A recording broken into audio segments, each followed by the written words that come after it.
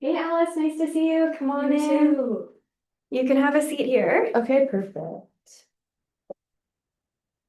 It's nice to see you again. Yeah, it's nice to see you too. I know it's been a couple weeks actually since our last session, Mm-hmm. but we've gotten to meet a couple times now, and I've got to hear a little bit about your story. Yeah.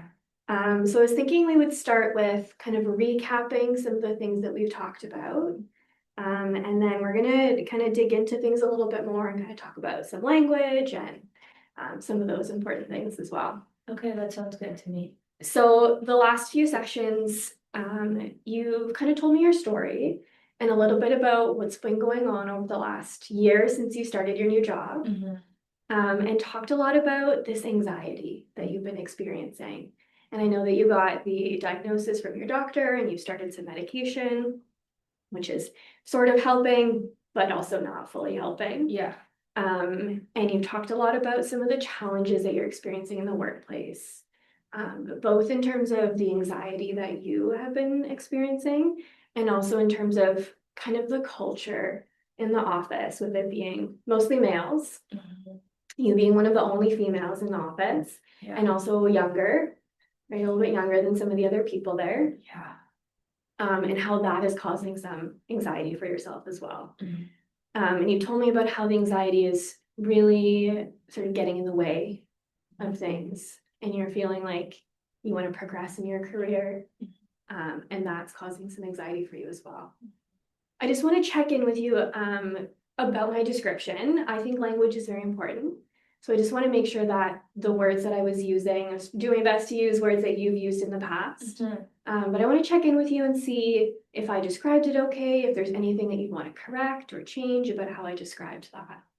No, I think, yeah, that was a perfect recap kind of on what we've talked about. You're right. Like, I am feeling so anxious, and I've always felt anxious. And like you said, with this new job, well, a year in, it just seems like the anxiety is persisting. If anything, it's getting worse. So yeah, I think the language that you use it kind of covers, yeah, what I've talked about. Okay, I just want to make sure that I'm not misrepresenting anything you've said, because I do think language is very important, and that's a big part of how I practice. Okay. Yeah, Um, I like that. yeah, yeah, and something that I often ask people to do actually is to give a name to some of the things that have been challenging you. Okay. So predominantly, we've been talking about the anxiety, Mm. and I understand that the anxiety's been with you for a long time now.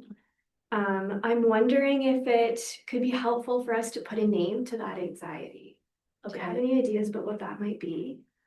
Like you want me to actually like give it a name? Yeah, and some people like to give it human names like Bob or Joe, Okay. whereas some people kind of think about how the anxiety feels within them, and kind of puts a word to some of the feelings associated with it. So whatever feels comfortable for you, there's literally no wrong answer with this. Okay. But just something that we can refer to it as we continue our conversation. Okay. Okay. Something that kind of just came to mind was chaos. Mm-hmm. When I'm feeling anxious, I feel chaotic in my head, if that makes sense. Mm-hmm. It feels like I can't compartmentalize kind of what's going on. So I think chaos might be a good word. Mm-hmm. Okay. So it sounds like you chose that word because it describes kind of the thoughts that you're having or some of the feelings you're having in your body. Yeah. Can you help me understand it a bit better when this anxiety is happening? What's going on in your brain and in your body? Yeah. Like it's an overwhelming sense of anxiety. I want to say, like, physically, I can feel it in my hands. They get clammy. Mm-hmm. My heart just begins to race. I almost feel like a deer caught in the headlights. Mm-hmm. This has happened at work a couple times. Like you said, I have been having problems in this male-dominated field, and I am younger, so when I'm questioned, for example, Mm-hmm. at work, or maybe undermined, I feel like a deer caught in the headlights. I can feel my palms get sweaty. I can feel my heart rate, getting so fast. It feels like I'm like gonna have a heart attack sometimes. Mm-hmm. And I just freeze and I don't know what to say, and then my mind starts racing, and then that's kind of why I chose chaos, because it just feels like chaotic. Okay, so that would be an example of, say you're at work, and someone makes one of those snide comments you mentioned before, Yeah. or maybe calls you sweetheart is something you'd mentioned, Yeah. or kind of challenges you. It sounds like those are examples of times when this chaos kind of comes forward and presents itself for you. Yeah. Okay. Okay, so I wonder if we can think about chaos as being something that is separate from you Okay. and kind of comes to visit you sometimes. It's probably unwanted feeling. Yeah. It sounds like it's caused you to have some difficulty kind of articulating yourself or standing up for yourself, Yeah. or even showing how competent you are. Yeah. So for sure it's kind of unwanted. It But is if we unwanted. Yeah, if we think of it as something that maybe comes in and out of your life at certain times, how does that feel for you to think about it being kind of a separate entity?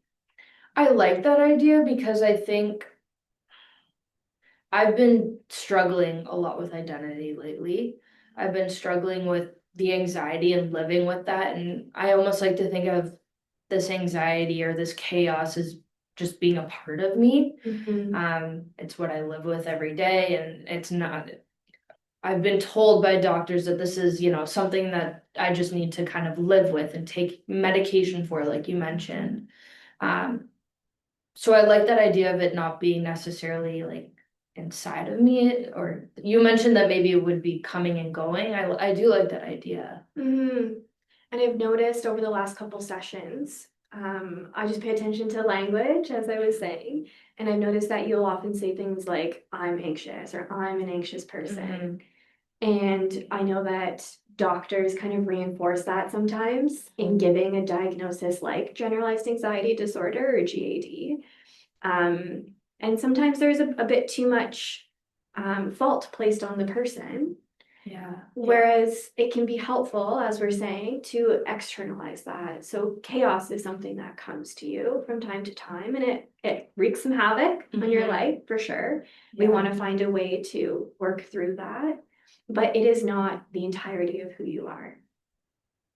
I think like I like that idea. It's just hard because like my mom had anxiety. My grandma had anxiety. Like I feel like it's like a familial thing. So I think that kind of reinforces the idea that, if my mom had it, my grandma had it, then of course I'll have it. And they're still on medication for it and they live with it every day. So the same will go for me, if that makes sense. Yeah, so it's interesting that it has been part of kind of your family lineage. And definitely there can be a genetic component to anxiety or other types of mental health challenges. Yeah. So we want to acknowledge that too. And also acknowledge that it's been something that's been part of your family history. And I'm curious to learn more about that. I'll have some more questions for you about that.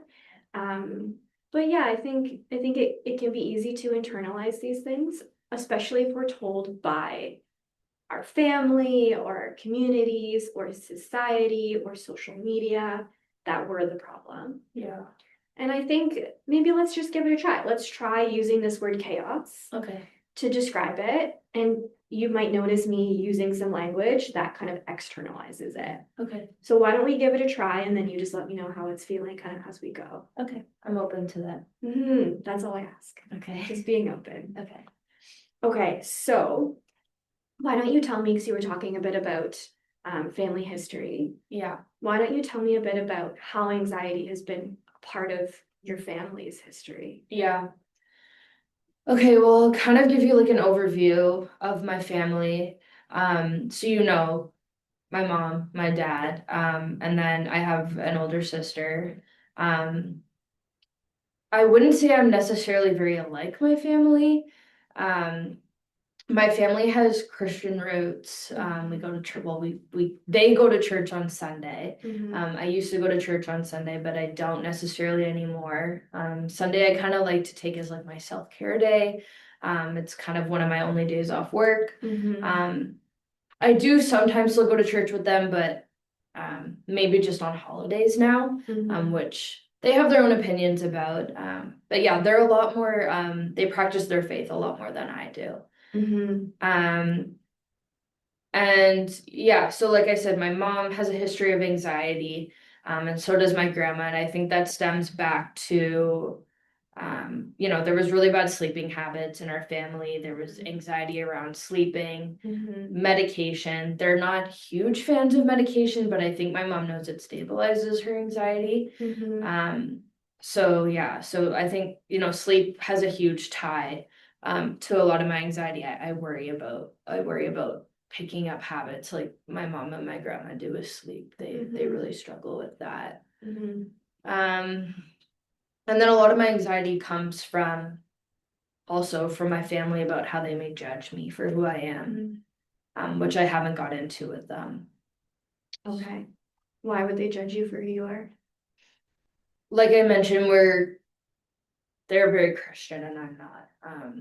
And I've been exploring my gender identity lately. Mm-hmm. But I haven't done a deep dive into it, mostly because um both the culture at work and the culture at home doesn't really provide me with much of an opportunity to explore my gender identity. I don't know if that makes sense. Mm-hmm. Yeah, tell me more about you mentioned the culture at home. So what kinds of messages did you grow up with? What Yeah. kinds of values did your family try to instill in you? Yeah. Very traditional. Very much, save yourself for marriage. Um, your partner should be your partner for life, who you're with, male. So I'm a female. My mom and my dad would love to see me in a traditional family with a male, settle down, have kids, excel in my job. Like the perfect cookie cutter family is kind of how we grew up.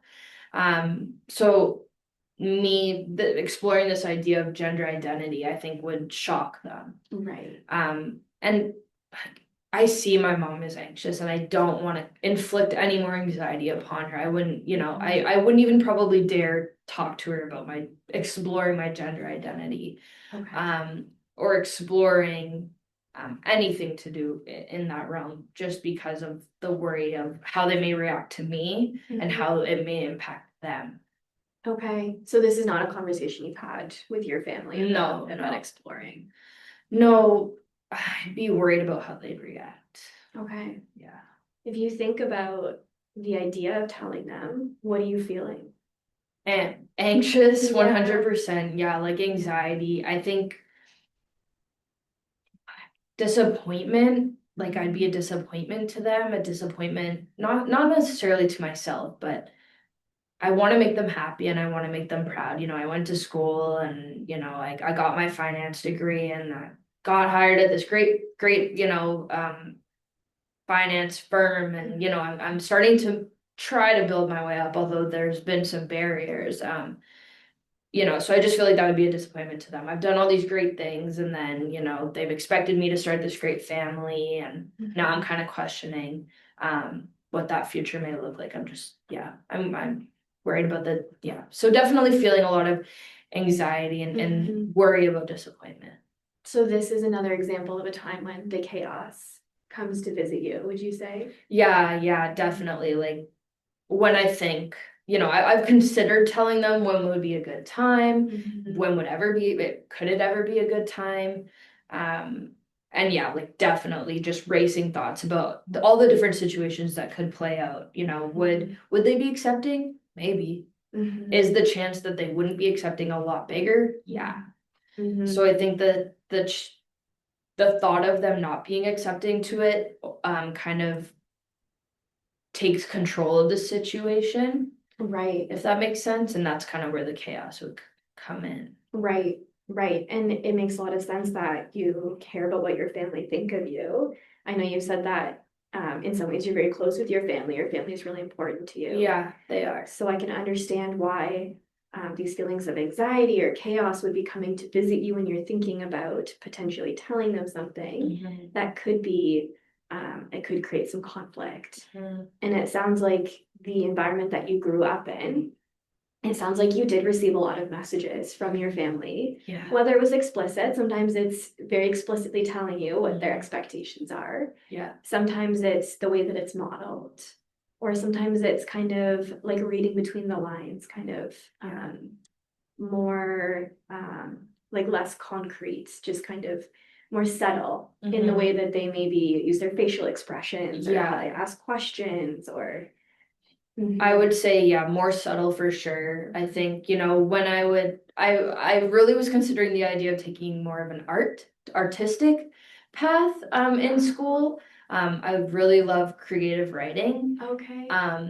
But it was very much like, no, you're getting a finance degree because my dad was a financial analyst. So it was kind of like, and my mom's a stay-at-home mom. But yeah, my dad wanted boys and he got two girls. Wow, okay. So, and he's made that clear, so I think it was like, well, you're following in my footsteps and going on the finance path. So it was kind of from a young age set out that that's what I would be doing. So I didn't even tell them they knew I had passions about art and writing but that was never even a consideration for me to take in university in a path because I just knew that would be another potential disappointment. Okay, so kind of along the lines of this fear around telling them that you're exploring your gender identity.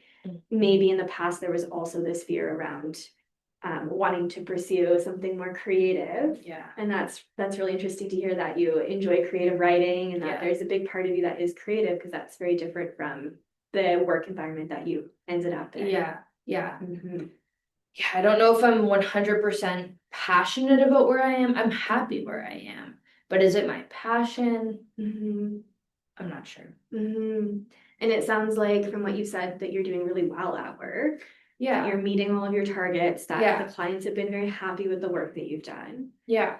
I'm curious to understand a bit more about what's going on at work, because that was kind of the primary thing that you came in with, was this anxiety or chaos causing some challenges for you at work and feeling like it's maybe holding you back. You talked a lot about wanting to progress in your career. Yeah. In what ways do you feel this chaos is affecting your work life? Yeah, like we mentioned in your recap at the beginning, I've talked about, like I'm doing well at work. It's not the performance or the clients that's the issue. It's more the culture. Like you said, I'm young, I'm 25. I'm a female in a very male dominated role in finance. So I think sometimes my gender is kind of thrown into that mix of my ability, my age being so young. I think I'm often, looked down upon, like you said, I've mentioned being called, like kiddo before, or sweetheart. It kind of just makes me feel like I'm not seen as an equal at work. And then tying all of this, one chaos into all of this, the anxiety I feel, and then questioning my gender identity. I think that would just probably make them look down upon me a bit more if I were to express, I feel like I can't express my gender identity at home. So then maybe I could turn to work. But then I don't know, since it's such a male dominated field, I just couldn't imagine expressing that I'm, exploring gender identity. How might they look upon me then? Right. And is that something that makes you feel some of those symptoms of the chaos or anxiety? Yeah. I don't know how they would react. They're very much bros, finance bros, if that makes sense. Like there's very much a culture of going for beers after work, and we have like a pool and a ping pong table at work. It's very much like just so the culture is just very male and strong and dominated, and so yeah, I think that they'd look upon me as weak if I were to kind of discuss more vulnerable aspects of myself. Which kind of sucks because I know if I did take that creative path, I think that culture of people would be a lot more accepting to maybe some of these exploration ideas that I'm kind of circulating right now. So it's just hard. I feel like maybe a little bit stuck right now.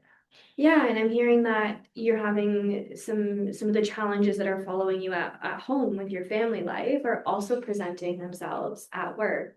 So both at home with your parents and at work, you're receiving these messages about who you should be and the right way and wrong way to exist in this life. And feeling maybe like it's not, both of those environments are not spaces where you can be authentic or be your true self. Is that fair to say? Yeah, I think you're hitting it right on, really, yeah, you're hitting it right on there, yeah. Like Mhm. right now, I feel like there's no space for me to truly be myself. Mhm. I feel comfortable here talking to you about this right now because I know that, my family's not here judging me, my coworkers aren't here judging me. So, Mhm. I think, like you did mention that there's kind of a history of anxiety in your family. yeah. And we do know that there can be a genetic link. However, I can also understand that given these situations that you're in and these environments that you're in, and all of these messages that you're being given about who you should be, Yeah. I can understand why chaos or anxiety is something that would show up for you. Yeah.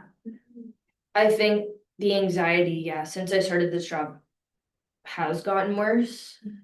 Um, yeah, I think it's gotten a lot worse. I've always had it. It's always been present, but it hasn't made me feel like I'm the problem necessarily until now. Has there been a time, you said you've always had anxiety? Has there been a time when anxiety or chaos has not been affecting you or not been around to visit you? Yeah, I think in high school I had a really great group of friends. They were very artsy and I took some drama classes. I didn't tell my parents about those ones. I was like, yeah, I'm doing really well in math and science and business, but I did take some art and some drama classes and I really fit in with those people. And I would sit with them at lunch and I felt really confident in myself then. And then I got to university and I couldn't explore that anymore. I was very much business and finance and all these classes that were really male dominated and numbers and math and all this stuff that I excel in, I do well and it comes naturally to me, but it's not necessarily a environment that I feel like I can be myself in and let that anxiety kind of at bay, like confiding in things like drama and acting and creative writing. All those things are where I can really express what I'm feeling. And I can't do that through analysis of numbers, if that makes sense. Yeah. And it sounds like it was quite a shift. So in high school, when you were able to be involved in drama and more creative things, and you had this group of kind of like-minded people who maybe were more open and accepting of who you are. And then it sounds like when you started university, that's when you started to get these more dominant narratives about who you should be, who you are, and creating environments where you don't feel like you can be yourself. Did it feel like quite a shift in that period of time? Yeah, I think first year was hard for me. Finding a group, I didn't really find a group. I think I just kind of would mesh in with different groups, but I never found a group that was solid for me. And I'm not in close contact with my high school friends. Everyone went to different universities and stayed in their university towns. So we didn't really reconnect. We still talk, but we weren't reconnected as a group. So I haven't found a group of people that are like-minded like I did in high school. I kind of just, I'll go for drinks after, a work week, but I don't feel comfortable to open up about myself. I'll just kind of mesh in and with conversation, but no one that I can really connect with. And I can't connect at home with my family. I'm close with them, but I can't really reveal that side of me that I would like to. It's a bit more superficial, maybe. Yeah. So what was it about this group of friends you had in high school, the drama club friends? What was it about those friends or that environment that made it feel like a space where you could be yourself? I think they were accepting one of who I was as a person. I could be authentically myself. I wouldn't have to, think about what I was going to say first. I could say what I wanted to say, wear what I wanted to wear, do my makeup how I wanted or my hair how I wanted. And I knew they wouldn't judge me. I wouldn't have to fear, being judged. At the office, I have to dress a certain way. with this group of friends I could, wear colorful outfits, or, Doc Martens with a skirt, and nobody would judge that. So I think it was, I could really just authentically be myself around them. Mhm. And you mentioned drama and creative writing. Yeah. In what ways does that maybe support you in kind of figuring out these aspects around your identity? I think I use drama one as an outlet to act as though I would really want to, if that makes sense. So I feel like, when I go to work, I almost put on a false identity. I have to cover up who I authentically am and put on this work side of me to please those who I'm around. But in drama, it's not acting necessarily. I think in drama, I'm really portraying who I am Right. as a role. Because I can't do that at home and I can't do that at work. So I'll use drama and acting as an outlet to really be my authentic self. And I use creative writing and journaling too, sometimes, but I've been kind of bad at that. To just like word vomit, like everything that is on my mind. I haven't got too deep into that yet, but it's something that I'm interested in. I've done poetry, but not self-reflection. I think it's been more things externally in poetry and creative writing, but yeah. I think that's something to definitely explore more. I'm curious, you talked about the work side of you. Is there some language or a name or something that we could put around almost like these two different personas, like the authentic you that feels like she can be herself and explore her identity and wear bright, colorful clothing versus this kind of persona that you're putting on? Is there any language or words that would come to mind for that? I like to think of my authentic self as like the light self. Like it's like a shiny, bright light. And then my dark self is more of like a dark ball corner, like almost like a cloud. So maybe sun and cloud would be a good little metaphor to use. Okay. The sun is who I can really be and I feel warm inside, but then the cloud is more dark and I'm more confided in myself. Does that seem like it could work? Yeah, and I mean, I always say it's whatever works for you, because this is your story and your life, and you are the expert in your life. But I completely understand this metaphor that you're coming up with, that it's like this bright sunshine is you being authentic and being genuine, and not having that filter, just being able to shine brightly as who you are. Yeah. And then this kind of, is it like a dark, like a storm cloud almost? Yeah, I would say so. Okay, so there's like this bright shining sun, and then certain things cause this like dark storm cloud to come in. Certain things like your parents telling you what kind of partner they want for you, or your colleagues acting in a certain way is kind of this dark storm cloud that comes in. And do you think when the chaos happens? Yeah, I think I can feel it's kind of like the transition between the weather. Like I can see the clouds coming in and I can feel the chaos coming, and I can't catch it in time before the storm comes, if that makes sense. So yeah, it's too late. We're already in a thunderstorm and I can't just catch it when it's overcast, if that makes sense. Yeah. And sometimes kind of taking a step back from this and reflecting on it, and considering it to be a dark storm cloud, right? Like it's not you, it's the dark storm cloud. So thinking about it as being a dark storm cloud, and sometimes that can help us sort of recognize when it's coming into our life and when it's not in our life. When are we feeling that bright sunshine? When are we feeling that dark storm cloud? When are we feeling this just complete chaos, kind of deer in the headlights, kind of maybe freeze, maybe like in a fight, flight, freeze, maybe it's kind of a freeze, this chaos that's happening. Could you tell me a bit more about the sunshine?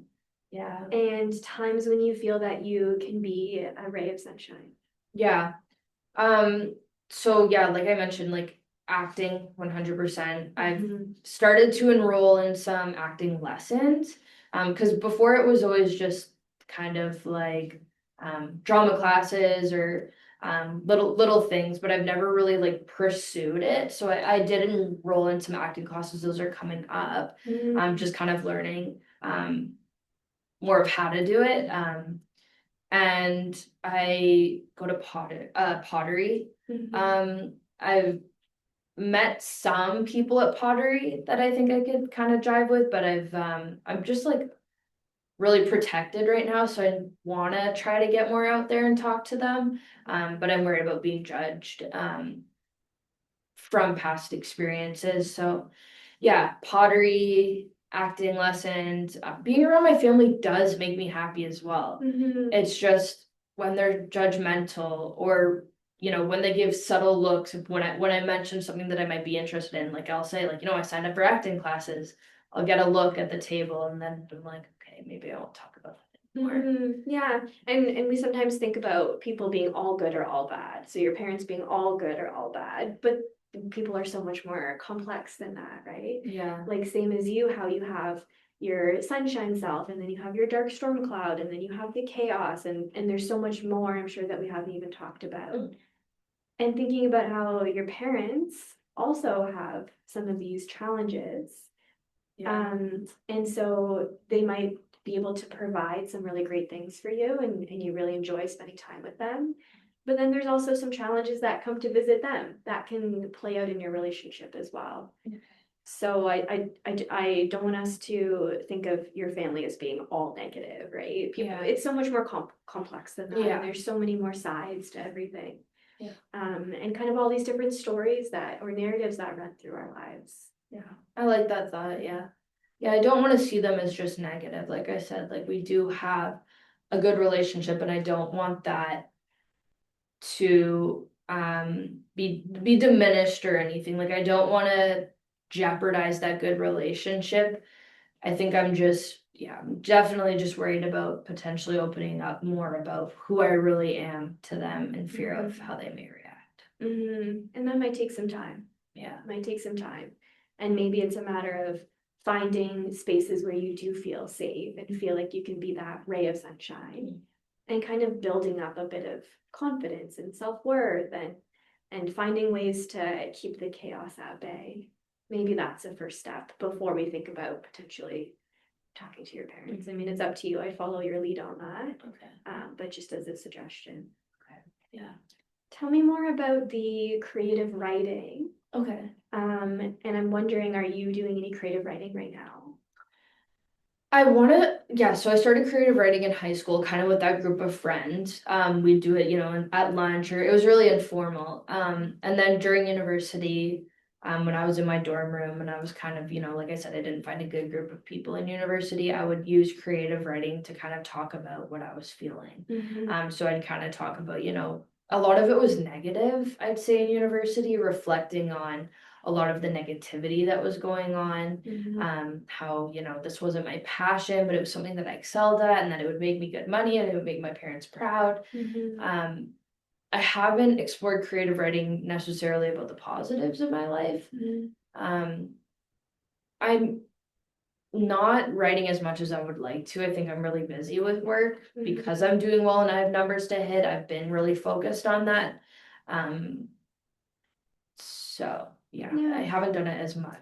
Yeah, and that's understandable. You have a very high pressure job and you have a lot going on. Yeah. I wonder if creative writing is something that we could come back to in a future session, and talk about in what ways it might support you as you kind of explore your identity, your gender identity, and as you kind of process some of these different things that are happening, some of these challenges, the dark storm cloud, the chaos, but also, yeah, I think having a balance too, like maybe also writing about some of the rays of sunshine. And sometimes just having it written down in like a journal, or I mean, maybe it's more so the format of a play. Maybe it's like the story of your life that you're writing, kind of chapter by chapter. But sometimes having it written down can help kind of, again, externalize it, have it written on paper, help us make sense of things. It can also sometimes be used to help us share some things with other people. Okay. So I know we've talked about potentially opening up lines of communication with your family. Mhm. I wonder if you were to do some creative writing about how you're feeling, if down the line that would be something maybe you would share with them. I think, yeah, that would, I like the idea of doing that because I could kind of plan out what I would say. I think, yeah, I struggle with how maybe I will tell them. So yeah, I like that idea of kind of maybe figuring out what I'd say before and kind of planning how I'd want that message to come across Mhm. through creative writing. Yeah, I like that idea. And with creative writing, we can be very intentional about the language that we're using. Okay. And yeah, and kind of describing your life in a more nuanced way. Like often we present as I'm an anxious person or I have all of these problems. But I think today we've really explored kind of different elements or dimensions of who you are. You're so much more than an anxious financial analyst, right? There's so many more parts to you and so many that we haven't even discussed yet. But because of the way that we write, especially when we're doing creative writing, it can offer a platform to really explore those different nuanced parts of who you are. Yeah, I like that idea. It's definitely something that I'm interested in doing and Mhm. exploring because it's something that I've done in the past. So I feel confident in my ability to be able to explore that. Okay, so I'll make a note and we'll come back to that in a future session. I know you're Okay. quite busy right now, so I don't want to add kind Okay. of more things on top of your to-do list. Yeah. But if you want to book again in a week or two, we can kind of Mhm. touch base on that and see if you feel like it's something you'd be able to start. Yeah. Yeah. Something else I wanted to ask you is often what I do with the clients that I work with is I like to write a bit of a letter to each person after each session. Okay. And it's something that I do. I mean, I have to do some form of documentation to meet the college requirements and to kind of have an outline of things that we've talked about. Okay. My preference is to write it in the form of a letter to you. It would be something that I would write and then I could email it to you or I could mail it to your address, whatever you'd like. And it would be just between the two of us. And then it would also go onto your file. But I just kind of outline some of the things that we've talked about. Again, so that we have things down on paper. And if there's anything in my letter that you think I've used the wrong language, you're very welcome to bring that up in our next session and we can explore that further. Okay. But it's something that you can keep with you as well, and you can read it as many times as you need to. If you ever wanted to show it to someone else, that's completely your decision. You can keep it private, you can share it with other people. Okay. And it might help kind of inform some of the creative writing that you're thinking about doing. I like that idea. Yeah. I Mhm. think if you could email it to me, because right now my address is at my parents'. Mm, So I think maybe just Yeah. avoiding that for now. But yeah, if you could Yeah. email it to me, I would love to read that. And I think it would maybe help me reflect on the positives from our session today too. If I Okay. could kind of see what you thought of the session too. Yeah. Okay. So it usually takes me about a day or so. Okay. But I'll go ahead and write up a letter, Okay. kind of summarizing like the last few sessions that we've had and then what we talked about today. Okay. And then I'll email that to you as long as you're okay with me sending Yeah. it via email. Yeah. I know that we've already signed the consent form for electronic communication, Yeah. so that's perfect. Yeah. So I'll email that to you. You can read it over as many times as you like to, and just however it supports you, in whatever way it supports you. And then if you'd like to book again, what we would do is we would meet again. We would continue to kind of explore these different stories that are happening and looking for times when there's been an exception to the chaos or the dark storm clouds. We did a bit of that today, but we could do some more of that and just helping to kind of broaden the story of your life. And we call it even kind of thickening the description of who you are, Okay. exploring these different sides to you. And then we might look at kind of taking a position on the chaos that's happening in your life and thinking about what changes you might want to create for yourself. Okay.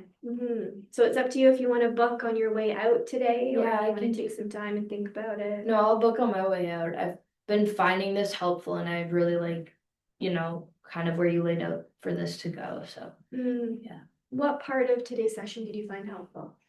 I think I really like how you got me to name the anxiety, chaos, and then the sun and the storm. I think like giving it a name or an analogy almost helps me, like you said, kind of externalize the problem. Think I've looked at myself, reviewed myself in a really negative way for a long time, saying, you know, I'm anxious, or I'm the problem, or I shouldn't be this way. But I like how you kind of got me to almost make it like it's like pull it out of me and have it as something else. Yeah, and such a common experience that we tell ourselves these stories. Yeah. And we reduce ourselves to only one part of ourselves. And we tell these stories that are just full of negativity and problems. And they're important stories to tell, but it's about looking at what other stories we can tell as well. So I'm glad that you found some meaning in today's session, and it sounds like you feel aligned with this approach, which is really great to hear. Yeah.